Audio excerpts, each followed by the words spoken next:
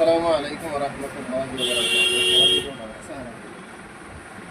তো আপনারা একটা প্রশ্ন আমি দেখাইতেছি, দেখেন নামাজের মুসলার মাঝে কাবা শরীফের ফটো, এইভাবে নবীজির রোজার ফটো, নামাজের মুসলার মাঝে এগুলা থাকা মানে কাবার বেইজ্জতি, ইসলামের বেইজ্জতি, রাসূল সাল্লাল্লাহু আলাইহি সাল্লামের রোজা পাকের বেইজ্জতি।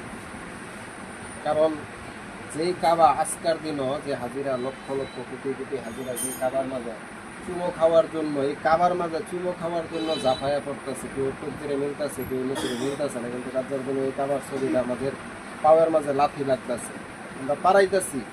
আমাদের মুসলাম মানে কি, আমরা এটা বিছাই নামাজ সাথেই করি, তাহলে এটার মধ্যে কি আমাদের পাও লাগে না? আমরা যখন নাকি নামাজ পড়ে গোরান্দা বসে আমরা তসবি করি মসজিদের মাঝে ইমাম সাহেব, এটা কি আমাদের পাওয়ার মাঝে লাগে না? তার মানে এটা কি কাবার বেইজ্জতি না, ইসলামের বেইজ্জতি না? আসলে এগুলা আমাদেরকে দুর্ভোগ বানাইতেছে কি?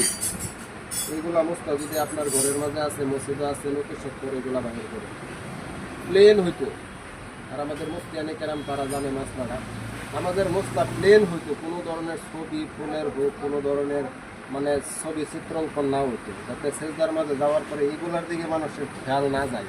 রুকুর মাঝে যাওয়ার পরে এইগুলার মাঝে এই যে দেখেন ডিজাইন দেওয়া, এগুলার মাঝে মানুষের খেয়াল চলে যায়। এই জন্য বলা হয়েছে প্লেন হইতো। এই যে লাল আছে লালই হইতো, সাদা আছে সাদাই হইতো। আশা করি ভিডিওটা যদি ইসলামের স্বার্থ ভিডিওটা বেশি বেশি শেয়ার দেন, লাইক করেন, সবাই পেজগুলোরে ফলো করে দিয়ে দেবেন ইনশাআল্লাহ। আসসালামু আলাইকুম। ওয়ালাইকুম আসসালাম। সবাই শেয়ার কমেন্ট করে দিন যে। আল্লাহ হাফিজ।